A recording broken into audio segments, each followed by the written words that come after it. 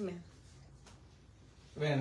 Puri ng Diyos. Tayo nakadalos sa araw kanyang banal na salita.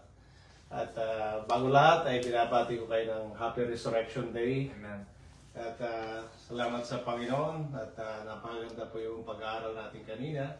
Tayo na ay napagpala, na-blessed. At salamat din sa mga awitin sa ating mga kapatid. At ako'y napapayak talaga sa kagalakan ng mensahe doon.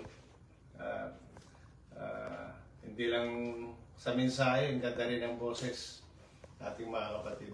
Amen. Puri ng Diyos at ganoon din sa mga patuto, mga ulat na siya nagbibigay, lalong higit na encouragement. Ayun yung, alam niyo yung blessing na umpisa pa nung 7 last words, tapos yung mga gawain kahapon, hanggang sa ngayon, talaga po yung buhos yung natanggap natin sa Panginoon. Mga kapatid, bago lahat, ay tayo muna i-mukot tayo manalangin. Ang banal na Panginoon sa lahat, maraming salamat Panginoon sa oras na ito na pinagkaloob mo sa amin na muli mag-aaral ng banal na salita. Amen. Tulungan mo kami, Amang Diyos, sa gawang ito na muli ay marinig namin ang iyong mga aral. Ikaw ang mangusap, Panginoon, sa iyong alipin tinayo. Ikaw ang bigay ng karunungan. Madama, Panginoon, muli ang iyong pag-ibig, ang banal na presensya. At higit sa lahat, Panginoon, muli ay matugunan ang pangailangan ng aming mga kaluluwa. Hindi lang kami, Amang Diyos, kundi sa lahat din nakikinig at manonood sa social media, mga kapatiran, mga kamag-anakan, at sa lahat ng tao. Maabot ng mensahe ito, Panginoon. Pinupurahin ka namin, Amang Diyos, pinapasalamatan. At higit sa lahat ay kayo magtagumpay, Panginoon, sa bawat puso ng sinuman. Amen. At kami rin magtagumpay sa iyo, Diyos. Amen. Jesus' name we pray.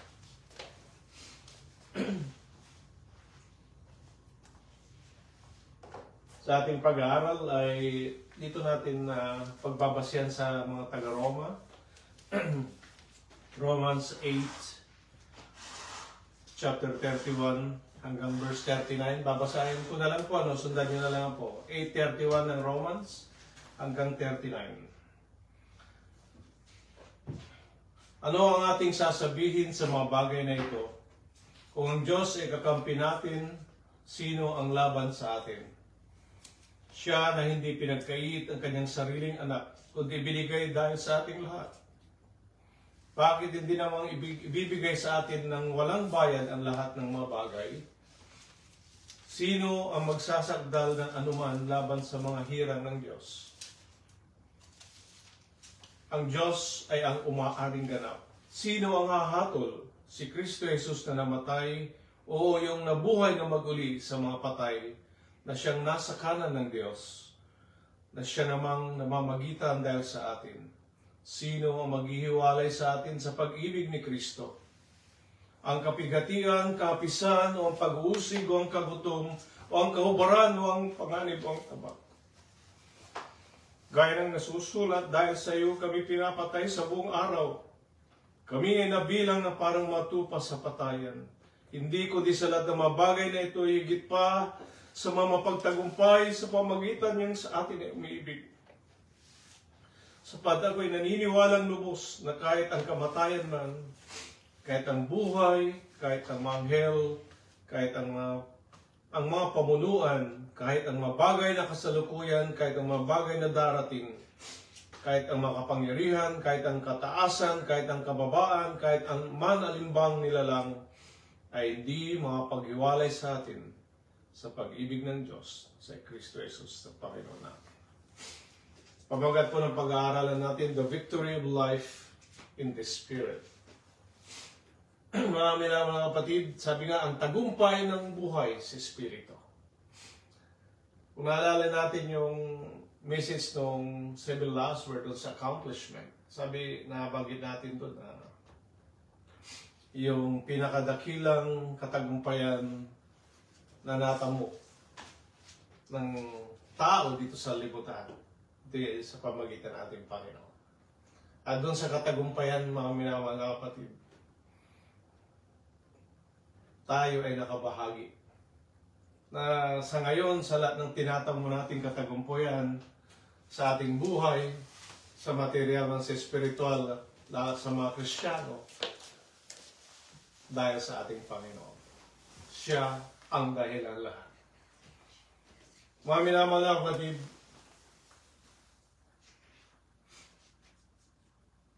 yung aral na nakita natin doon sa 7 last words, at saka yung aral na narinig natin dito naman yung patungkol sa resurrection, yun po ang naging susi ng katagumpayan na matatamo ng bawat tao. At ito'y natamo ng mga Kristiyano. Sapagkat yung crucifixion ng ating Panginoon sa krus ng Kalbaryo at sa kanyang resurrection pagkamuhay na maguli, ito po yung natatag ay tinatag ng Panginoon magmula umpisa pa lang. It is the two great plans of our Father since the very beginning. The crucifixion of Christ and the resurrection of our Lord. At itinaganap sa pagkabuhay na maguli ng Panginoon. Ngayon, sa isang tao, para makanta niya yung tunay na katagumpayan ng kanyang buhay sa Espiritu, dapat napasa kanya yung planong ito. Dapat matamo niya sa kanyang buhay na hindi lang ito maalaman, kung hindi ito yung magiging karanasan niya. Kaya lahat ng nangyari, sabi nga, yung buhay ng Panginoon magmula sa kanyang buhay, pangangaral, pagkamatay hanggang sa kanyang pagkabuhay na maguli. Ito reflection sa ating buhay bilang Kristiyano. At ito ngayon ang siyang nagbibigay ng katagumpayan, kagalakan, pagpapala, biyaya sa atin. Nagbibigay ng lakas, encouragement, inspirasyon sa bawat Kristiyano sa mga oras na ito. At alam niyo mga kapatid, nandun lang palagi yung pag-iyak natin sa kagalakan.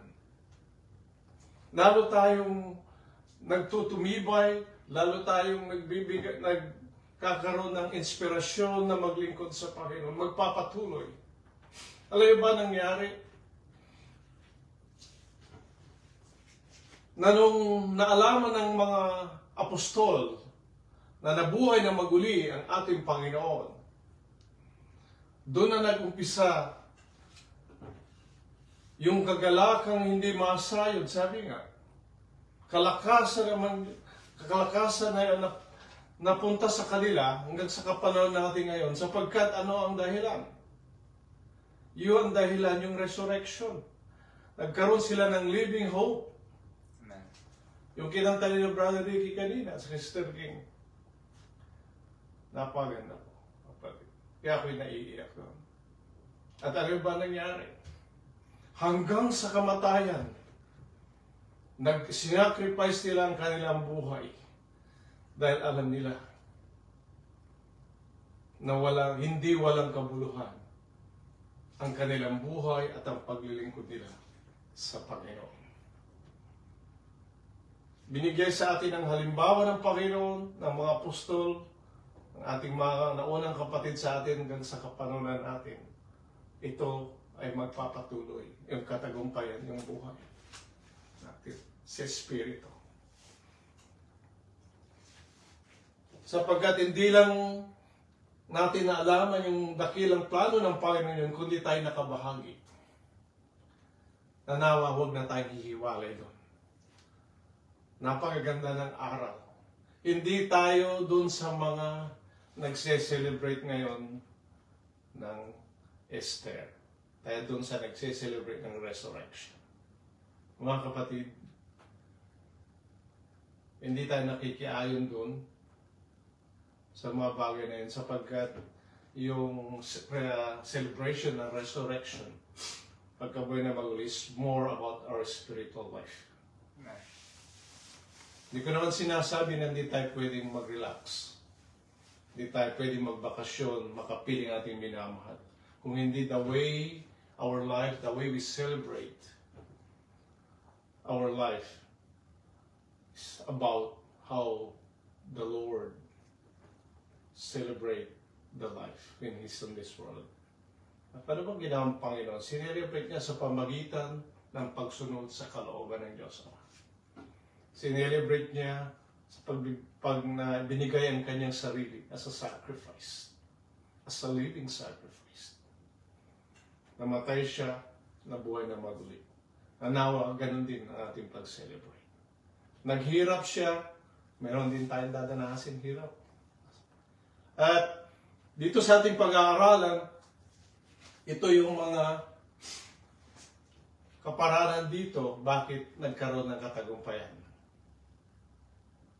ang ating spiritual na buhay. Mga kapatid, tulungan niyo ako sa panalangin na ito ay may paliwanag ng gusto. Ito po sa verse 31. Sabi po rito, sabi niya rito, what then shall we say to these things? If God is for us, who can be against us? Ang pinakauna dyan mga kapatid, na susi ng tagumpay, God is for us. Ang Diyos, sabi nga rito, sa ating binasa, ay kakampi natin. Ang Diyos ay kakampi natin. Ang Diyos ay nasa atin. Pero bago natin na ipaliwanag yun, titignan mo yung sinabi ni Pablo rito sa Roman. Meron siyang dito sa second part ng verse 31. Sabi niya, if God be for us. If God is for us. Bakit sinabi niya if? Kasi may dalawang tao na nagsasabi ang Diyos ay nasa kanila. Marami nagse-celebrate na ng Resurrection Day, pagkabuhay na maguli yung Panginoon. Ang tanong doon, nasa lahat ba ng tao ang Diyos? Nasa lahat ba ng tao ay kakampi niya ang Diyos? Kasi kung minsan nagiging kaisipan lang ito. Sa kaisipan, sa kaunawaan lang, pero wala sa puso. Magiging ang Diyos ay kakampi mo, sabi nga. Kung natamunga mo nga yung buhay na kaligtasan. Kung hindi mo natamo pa yun yung kaligtasan, papaano na ang Diyos ay sumasa iyo? Papaano ang Diyos ay magiging kakampi mo? As long na ikaw ay nagkakasala, gumagawa ka ng kasalanan, hindi mo masasabi na ang Diyos ay aking kakampi. Ang Diyos ay nasa akin. Kaya hindi ka ang isang tao na nasa kasalanan, mga kapatid, hindi magkakaroon ng katagumpayan sa kanyang buhay spiritual habang siya nananatili doon. Sapagkat sabi nga palagi yung kasalanan ay nagpapahiwalay sa Diyos at tao mo. Hindi magkakaroon ng tunay na relasyon habang ang kasalanan ay nananatili sa puso at buhay ng tao. Mga kapatid, na dapat ito yung maalaman ng buong sanlibutan. That's why you have to preach the gospel in plain, simple terms na maunawaan nila ito. Namatay na ang Panginoon, nabuhay na mag-uli. Nandun na yung the greatest plan of God, the greatest way, the truth, the life, lahat. Pero bakit hanggang ngayon, marami pa rin ang nandun sa kasalanan? Because they're deceived. Deceitfulness. Marami ang nadideceive hanggang sa ngayon na akala nila nasa Diyos sila o kakampi nila ang Panginoon.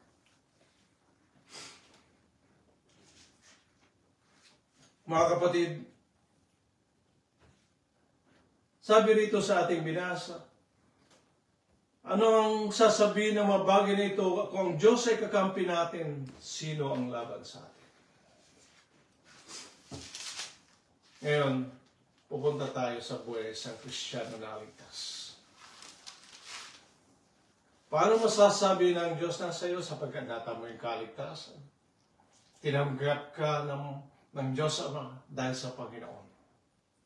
At isang bagay binigay sa iyo, Ano yan? Kanyang Holy Spirit. At ito yung second part dito ng ano.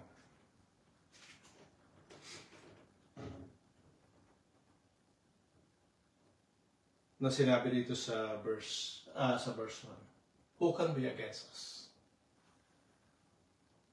Kung ang Diyos nga ay nasa iyo, mga minamahal na kapatid, isipin niyo mabuti, kung ang Diyos ay nasa akin,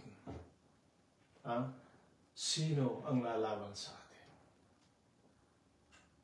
Isang katanungan na ito'y dapat nating maisip. Kasi kuminsan, dahil sa mga problema sa buhay, kuminsan nalulungkot tayo. Kuminsan may mga temptations. Kuminsan mayroong sakit. May mga burdens. May persecution, mga kapatid. Kung susumay mo total yun, at idaragdag mo pa yung mga worldliness, yung mga taong wala sa Panginoon na lumalaban sa iyo.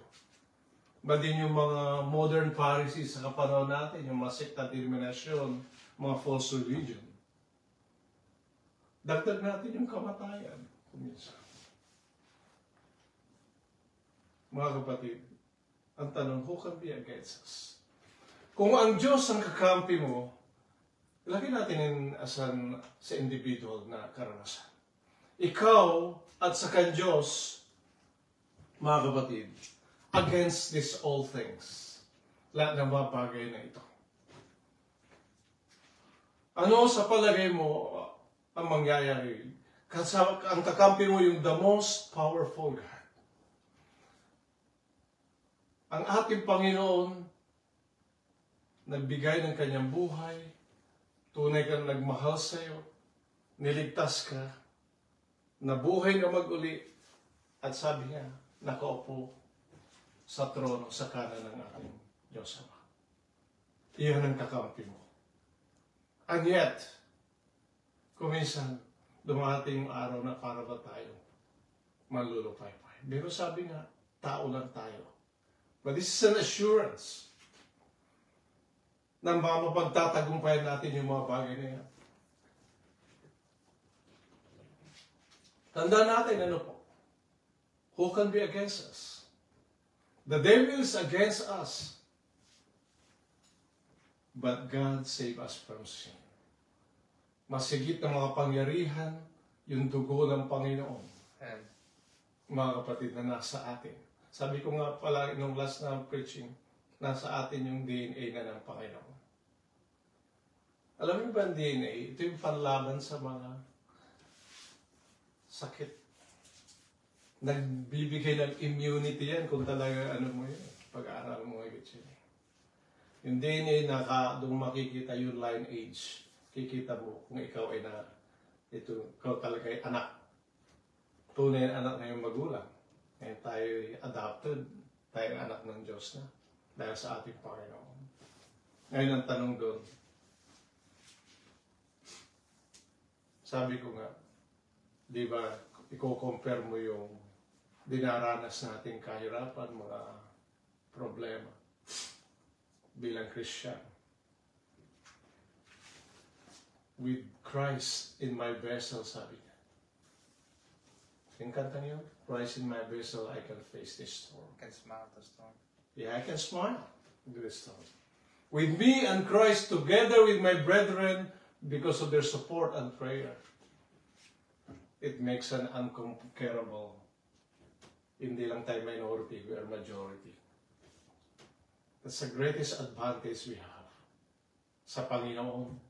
At may mga kapatid tayo na sumusuporta at nanalangin. Mga kapatid, paano ko makakatayo rito kundi sa inyo? Nanalangin sa Panginoon. Kaya for all our efforts, sa lahat ng ginagawa natin sa Panginoon, we have to give glory to God. Mga kapatid, tatandaan natin palagi, God is for us. God is with us. Hindi siya against sa atin. kakampi natin ang Diyos. At dito tayo magpapatuloy tayo sa verse 32. Sabi niya, siya na hindi pinagkait ang kanyang sariling anak, kundi binigay dahil sa ating lahat. Bakit hindi naman ibibigay sa atin ng walang bayad ang lahat ng mga bagay? He that spared not his own son, but delivered him up for us all. How shall he not with him also freely give us all things? Sabi rito, we have the greatest gift in life, our Lord Jesus Christ.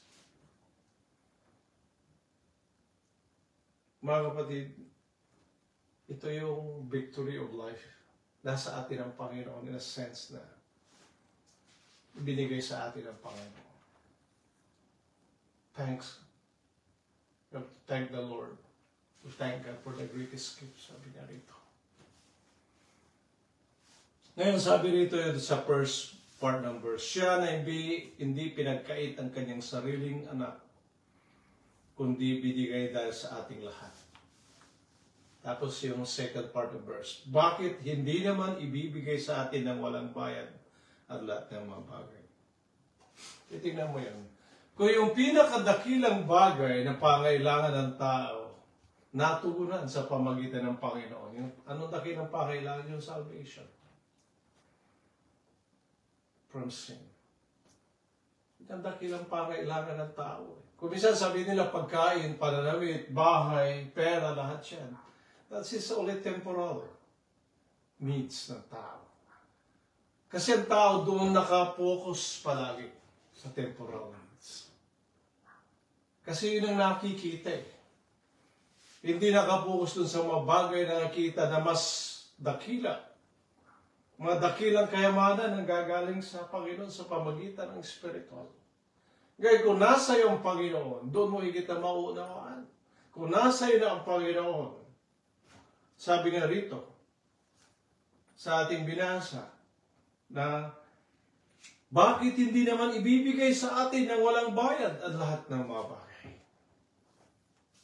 You see? Kaya nga ang patutulang Kristiyano sabi, without Christ, there's no victory in life.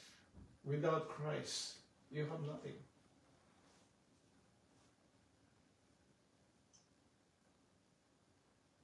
Kaya ako'y nagagalak, mga kapatid. Maaring hindi tayo ganong, hindi tayo kasing yaman ng mga tao sa iba't,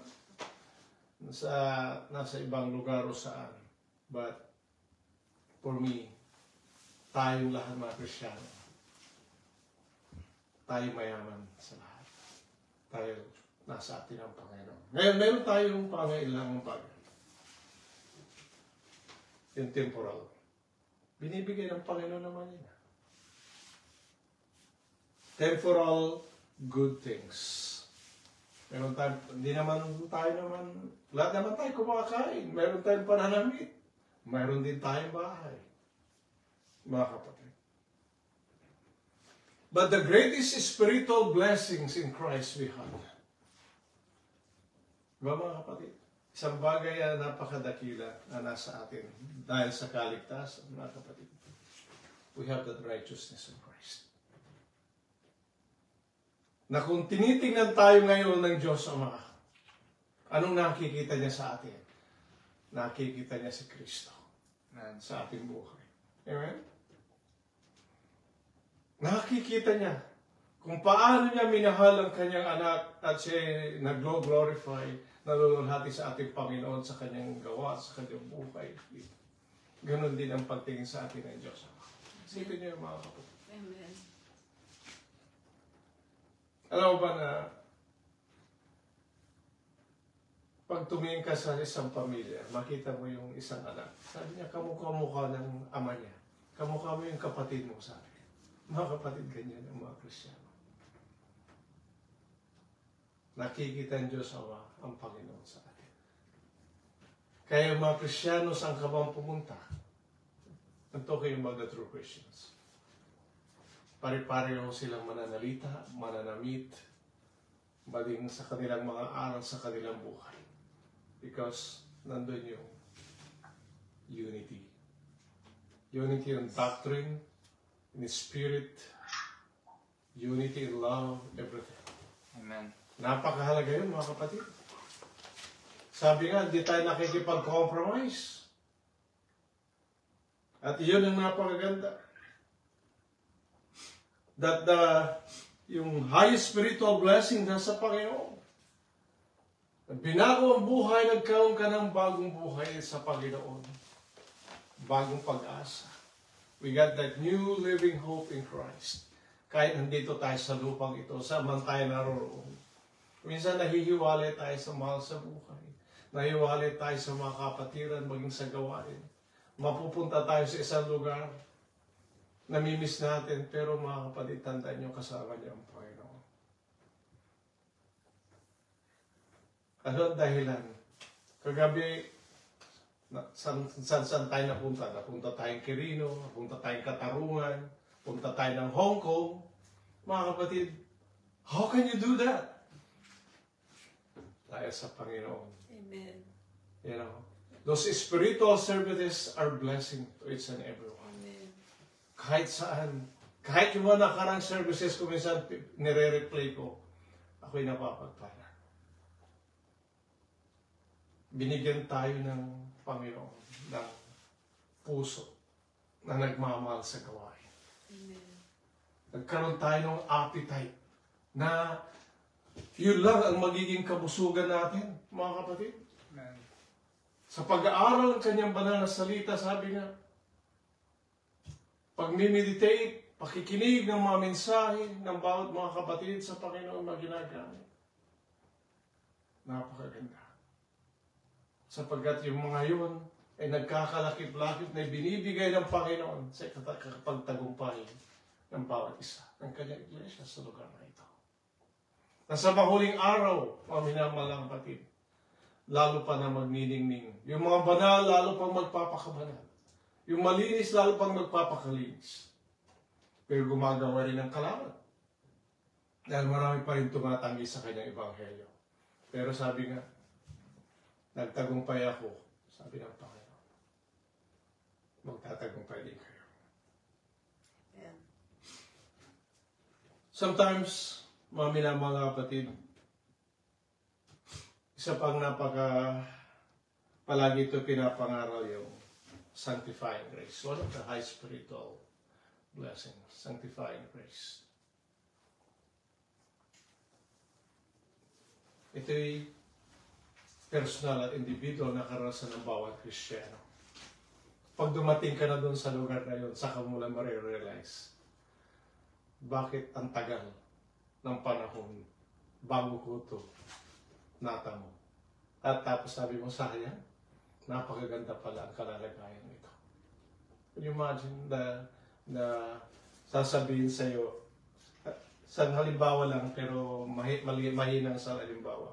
Sasabihin ng doktor sa'yo, doktor dito sa taas, sa libutan, sabi niya, alam mo yung buong katawan mo, sabi niya, you are in perfect health. Mabubuhay ka ng matagal. E kung sasabihin sa'yo, Panginoon, you have a perfect spiritual health. Bakit? Inalis lahat yung kasalanan sa'yo, nilinis lahat sa'yo. Amen. At buhat ngayon, sabi niya, yung dakila nating manggagamot, siya na ngayon ang nag-iingat sa iyo. Mga kapatid.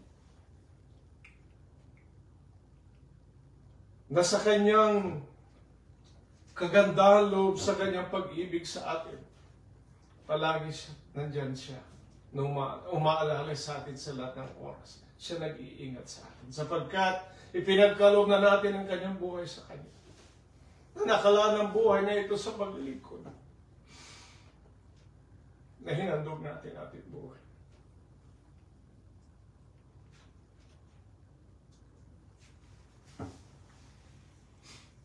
Kaya naman mga kapatid, sa ating pananalangin, siyempre tayo nananalangin lang palagi. Una sa panalangin natin tayo magpasalamat sa Panginoon. Para ulalahatiin siya, kausapin ng Diyos. Katapos, alam ng Panginoon yung hihilingin natin. At tatandaan nyo palagi, mga kapatid, yung praying in the Spirit. Alam niyo ba yung panalangin ng naligtas at saka panalangin ng napabanal? Meron pagkakaiba. Mas mataas yung panalangin ng lubos na napabanal. Hindi ko naman sinasabing hindi maganda yung panalangin ng naligtas, kundi mas higit. Sapagkat doon sa lubos na napabanal ang kanyang panalangin, mga minamahal na kapatid, wala ibang kanya pinalangin doon kung hindi yung para sa kalwalhatian ng Diyos, para sa pag-ibig sa lahat, sa Diyos at sa tao. Alam mo, pag nananalangin ang lubos na napabanal, inuuna ang Diyos, inuuna yung kapwa, huli yung kanya. Mga kapatid. Amen. At tandaan natin sa ating pananalangin, kaya tayo nananalangin sa Diyos dahil alam natin ipagkakaloon niya ating pangailangan. Kaya tayo nananalangin sa Diyos dahil meron siyang kakayahan ibigay sa atin. Ang kagandahan ng mga kapatid ay yung hinihiling natin sa Panginoon, ibibigay niya ayon sa kanyang kalooban.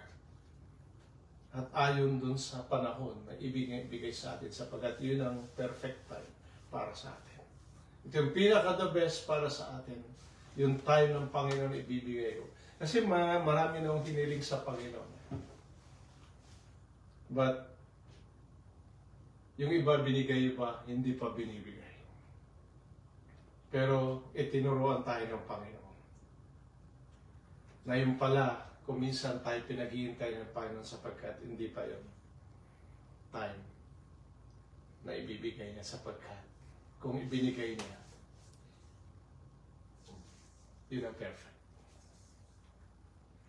Kailangan mga kapatid na sa lahat nating mga gagawin o anumang mga plano natin o anumang ating hinilig sa Panginoon ayon sa plano ng Diyos. That's the best.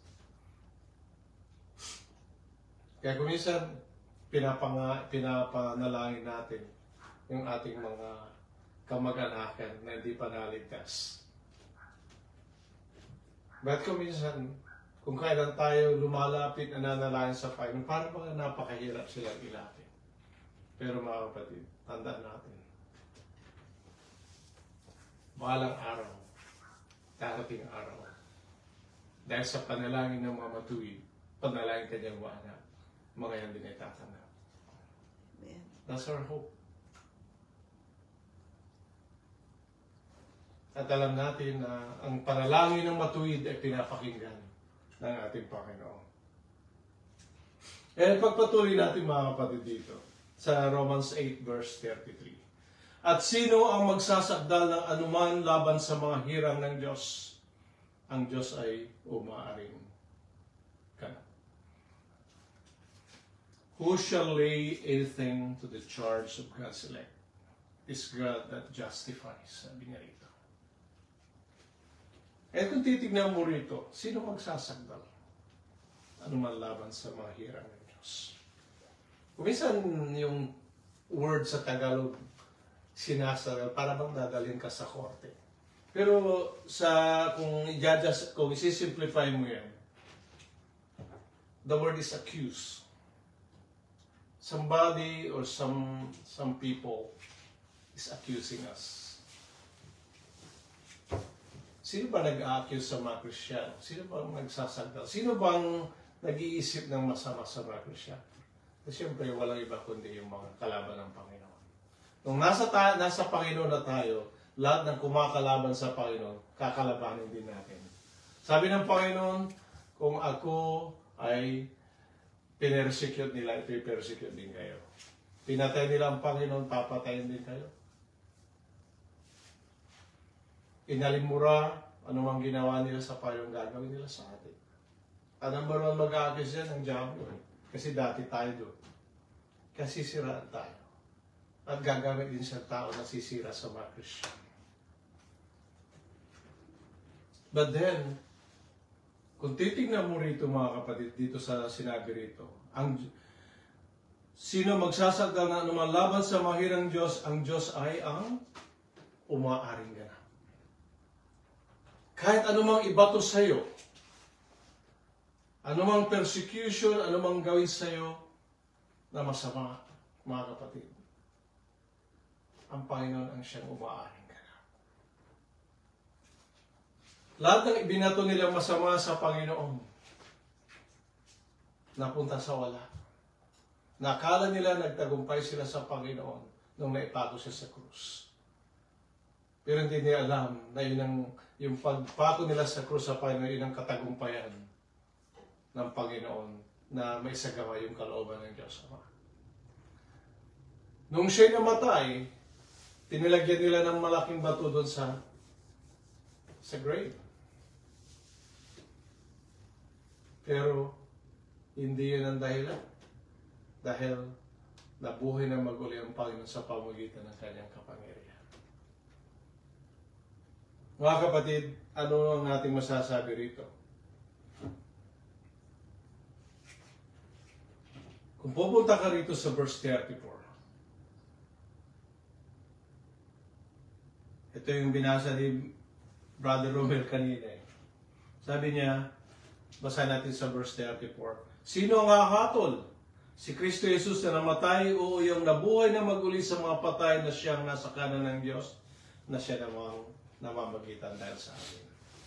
Ano nakikita natin mga kapatid? Si Kristo na namamagitan sa atin. Na Christ also makes intercession for us. Meron tayong Kristo na namamagitan sa atin. Bakit mga kapatid?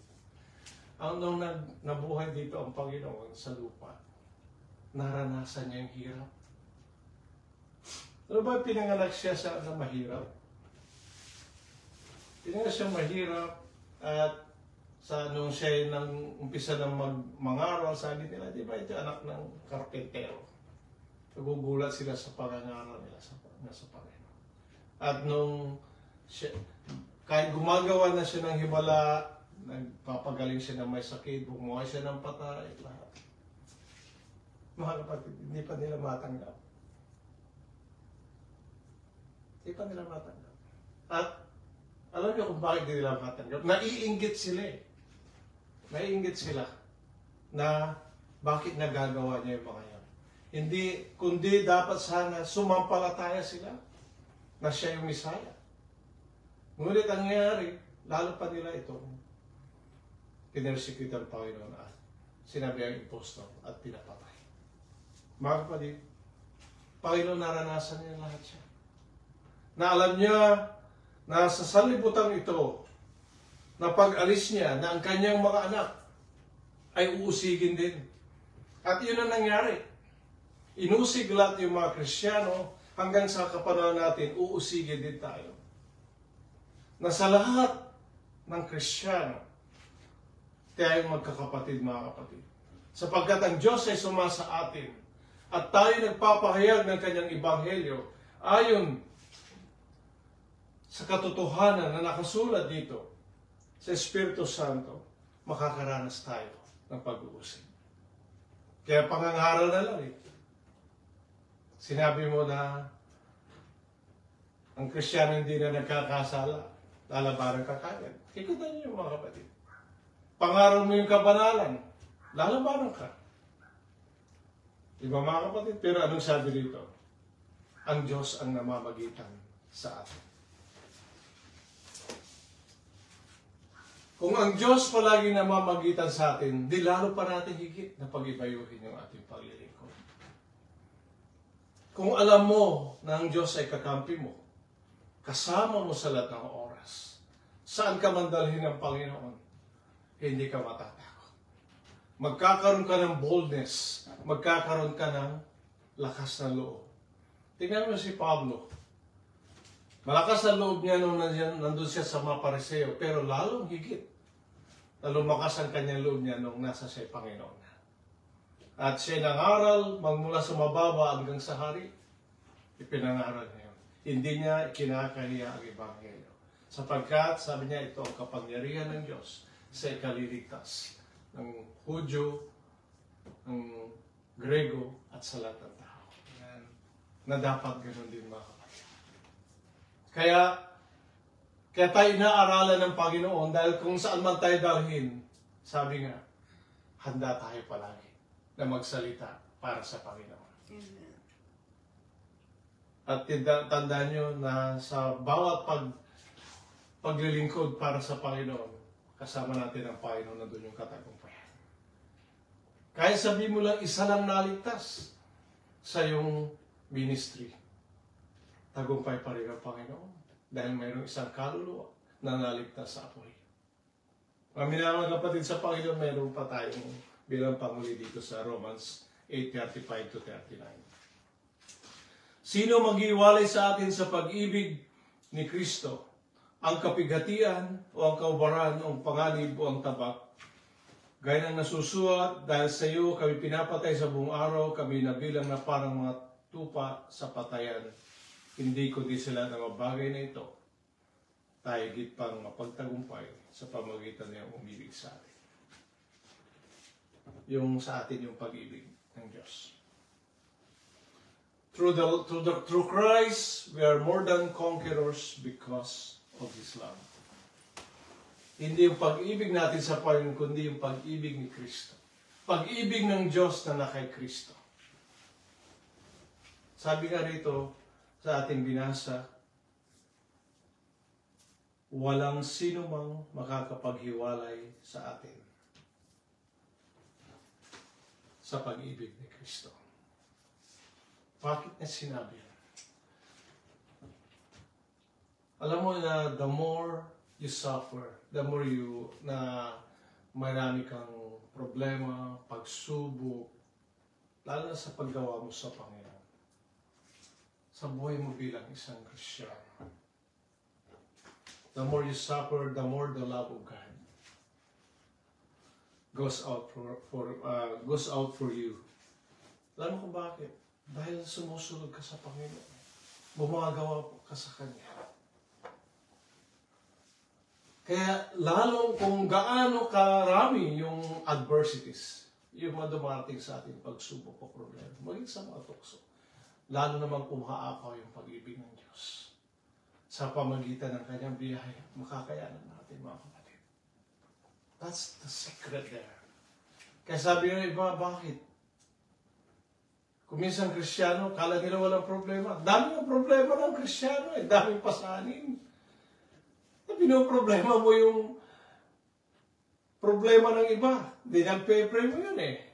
Pinoproblema mo yung kaluluwa ng iba. Eh di ba problema yun?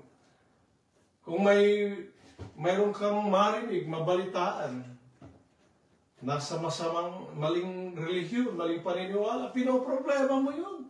Nasabi mo, pinagpe-pray mo na nawa, makilala nilang katotohanan. Lalo na yung mamahal natin sa buhay. Diba problema yan? Pasan-pasan natin yung problema sa libutan, pinagpe-pray natin yung problema ng bayan, ng bansa. Lahat. Dahil dyan tayo tinawag, mga kapatid. Pero yung pag-ibig ng Diyos, sabi niya, mas higit pa dyan. Because love conquers all. Love covers sin. Sabi niya, tinatakpan ng pag-ibig. Ngayon, yung pag-ibig ng Diyos, sabi nga, His love enables us to face the dangers of life. Enable us to overcome because of the love of God in us. Yan ay binubuhos sa pamagitan ng Espiritu Santo sa ating puso. Kaya nga na, yung palaging inaano ng ating mga kapatid, yung buhay na banal. Kaya sa pamagitan ng mga kahirapan o anumang problema na dumarating sa atin, sabi niya, nandiyan pa rin yung obedience. Mga kapatid, may mga kapatid tayo na humiwalay sa Panginoon. Alam mo kung bakit? Dahil sa kapighatian, dahil sa kapisan, dahil sa pag-uusig, dahil sa kagutom, dahil sa pangarap. Eh mga ganun. Nasaan sila? Kaya kinakailangan. Dahil hindi ito nabasa eh. Hindi ito naipaliwanag o hindi ba nila ito ipinabuhay. Isang parte doon ng pag-ibig, yung pag-ibig din natin sa Diyos. Alam mo kung mahal mo ang Diyos, hindi ka hihiwalay sa Panginoon. Ano man yung darating sa iyo. Kung minsan nagka-problema kasi yung mamahal sa buhay sa pamilya mo, hihiwalay ka na. Hindi. Minsan nagka-problema ka sa trabaho, hihiwalay ka na. Minsan nagka-problema ka financially, hihiwalay ka na. Manlalamig ka na. Mga kapatid, is it worth nahihiwalay ba ang isang Kristiyano sa Panginoon? The more na magiging ididiin ka, mahirapang bumalik. Kasi, unang-una, nalaman mo na yung katotohanan. Mahirapan kang bumalik. Paano kung wala ng conviction ng Holy Spirit? Alam nga namang magpapapako muli ang Panginoon para sa iyo. Wala nang haing natitira pa. Hindi na muling magpapapako ang Panginoon. Hindi na muling mamamatay. Dahil natapos na lahat.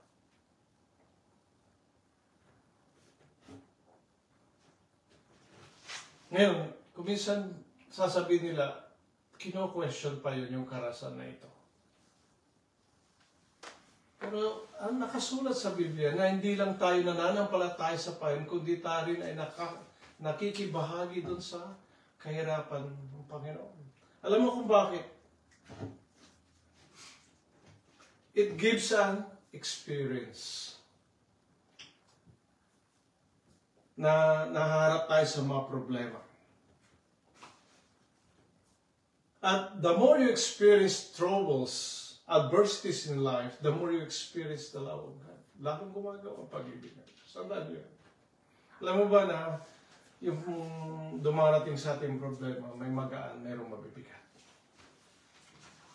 At sino man sa atin nakaranas doon sa parte ng mabibigat at siyempre ng magagaan. Pero paano tayo nakapagtagumpay? Kung minsan, yung may nagkaroon ng sakit, na halos ikamatay, pero nabuhay. Minsan, nagkaroon tayo ng problema na parang di na tayo makaahon, pero nakaahon pa rin tayo. Mga kapatid, last year, sabi ko nga nabangga ako. Nasira yung sasakyan. Totally right. Pero niligtas ako ng Panginoon. Amen.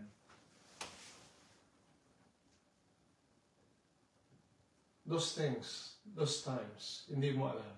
Eh kung wala ka sa Panginoon at kinuha yung buhay mo. Kaya nga yung resurrection ng Panginoon pagkabuhay ng maguli. Nawala ng kapangyarihan yung kamatayan. Alam mo kung bakit? Kasi sabi rito sa binasa natin. Sabi rito sa verse 10:8. Sapagkat ako'y naniniwalang lubos na kahit ang kamatayan man, kahit ang buhay, kahit ang mga anghel, kahit ang mga pamunuan, kahit ang mga bagay na kasalukuyan, kahit ang mga bagay na darating, kahit ang mga kapangyarihan, kahit ang kataasan, kahit ang kababaan, kahit alinmang ibang nilalang, ay hindi makapaghiwalay sa atin sa pag-ibig ng Diyos na kay Kristo Jesus na Panginoon natin. Kamatayan.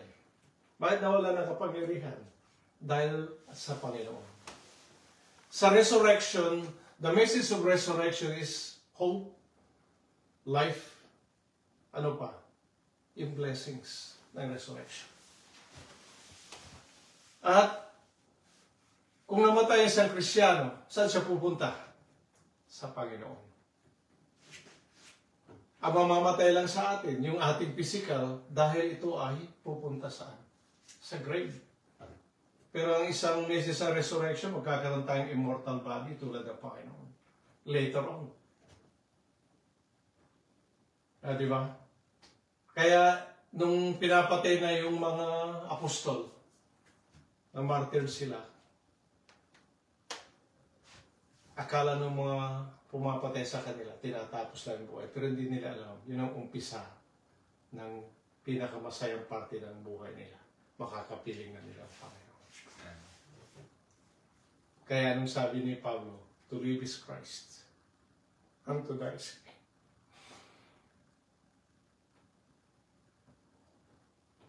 Ngayon, kung minsan sabi ko rito, meron po isang dadag rito, yung kataasan. Kahit ang kataasan. Bakit may sinabing kataasan dyan? Nor height. Alam mo, kung minsan,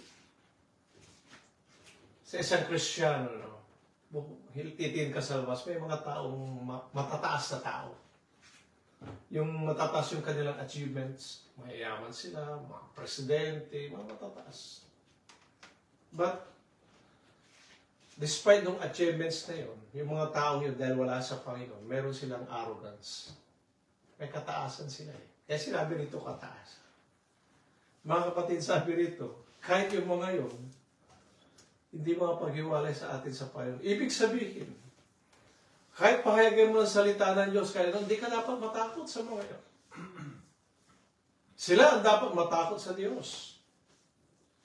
Sila hindi nga natatakot eh, dahil mayaman sila o maano sila. Hindi ko naman sinasabi kasi maraming mayaman din mga Kristiyano na ang kanila kayamanan ginagamit sa Panginoon. Kuminsan, kababaan. Mababa ka na nga yung tao eh. Hindi pa siya tumatanggap sa Panginoon. Hirap na nga siya sa buhay na ito. Ayaw po tumanggap sa Panginoon. Sabi niya, kahit ganito lang ako may pride naman. May pride din ako. Diba? Mga kapatid, kahit yung mga yan. Pero, sa isang parte, minamahal pa rin sila ng Panginoon. Anong sabi ng Panginoon doon sa sa very last word? Father, forgive them, for they do not know what they're doing. Minahal sila ng Panginoon. Ganyan yung pag-ibig ng Diyos na nagko-conquer na. Nasa atin yan. Kaya patuloy pa rin natin pinagpipray ang mga tao. Sapagkat, mga kapatid, isang tanda na ang matagumpay ng isang Kristiyano patuloy na gumagawa sa Panginoon hanggang sa kakayanan niya, hanggang sa katapos-tapusan. We have to preach the gospel of Christ till the end. Yung pinag-aralan natin kanina, yung binasa ni Brother Romel doon sa Mateo, ang kaduluduluhan doon yung 28 eh. Ano yun? Yung Great Commission. Kung binasa mo yun. At anong sabi ng Panginoon? Sasayo ako hanggang sa kauli-hulihan ng sanglibutan. Mga kapatid, kung susumahin mo lahat dyan, tayo nilalang ng Diyos. Yung new creation as an spiritual creation. Hindi lang maglingkod kundi para tayo magtagumpay. Tatandaan natin. At darating ang araw, at ito yung babasahin ko bilang panghuli, ano po? Dito sa Romans chapter 8. Verse 28. Ito na isa sa mga favorite verse natin. At nalalaman natin na lahat ng mga bagay ay nagkakalakip na gumagawa sa ikabubuti ng mga nagsisibig sa Diyos. Sa mga tuwid bagay o mga tinawag alinsunod sa kanyang nasa. Sabi niya, and we know that all things work together for good to them that love God. Tingnan mo yung word na yun. We know that all things work together for good to them that love God. Yung mga nagmamahal sa Panginoon. So lahat ng mga bagay ay nagkakalakip-lakip, sabi niya eh. Naggumagawa sa ikabubuti ng mga nagsisiibig sa Diyos. So ano man dumating sa atin, mabuti, masama, o ano man, isang paraan lang yun. Alam mo ba yung sovereign power ng Panginoon? Nung ibinigay natin ang kanyang buhay, siya na nagkukontrol ng buhay, siya nagbibigay natin pangailangan. Kasama ito eh. Sa plano ng Panginoon na meron tayong mga sacrifices. Hindi lahat naman yung smooth sailing. Meron ding mga chance na daraan tayo rin sa mga bagay na ito. Pero sabi niya rito, lahat ng mga bagay nagkakalakip-lakip na gumagawa sa ikabubuti ng magsisibig sa Diyos, saya makatuwid ba ngayong matinawag alinsunod sa Kanya, who are called according to His purpose. Mga kapatid, we are called according to His purpose. Ano yan? Para tayo magtagumpay din. Kung paano nagtagumpay ang Panginoon. tayo rin ay magtatagumpay. Mga kapatid, maaaring sa mga bagay material, kulang tayo sa katagumpayan. Pero sa mga bagay na spiritual, yan ang the best. Sapagkat mayroon tayong Panginoon na buhay. Tayo naglilingkod sa isang Diyos na buhay. Nandun siya sa itaas, na gumagabay sa atin. Ang kanyang Espiritu Santo ang kasama natin sa mga oras na ito. Sa lahat ng ating ginagawa. Mga kapatid, di ba? May inspirasyon ka palagi ng Holy Spirit. Yan ang tatak na binigay ng Diyos sa kanyang mga. Yung testimony, yung Holy Spirit nasa iyo. Kasama palagi yan. Di ba pag kasama mo yung minamahal mo, anong sasabihin mo? May inspirasyon. Mayroong lakas. Pinagagalat sa ating kapatid si Brother Ricky, Mr. Gingging, magkasama na sila. Alam ko nagagalak. Nagkita yung dalawa.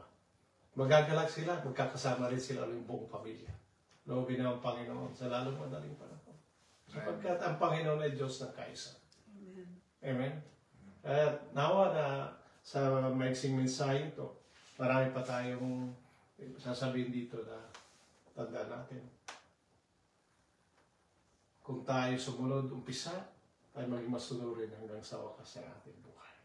At darating ang araw, tayo rin ay sa lahat ng ating mga kapatid na sa iba't ibang lugar, tayo magsasama na.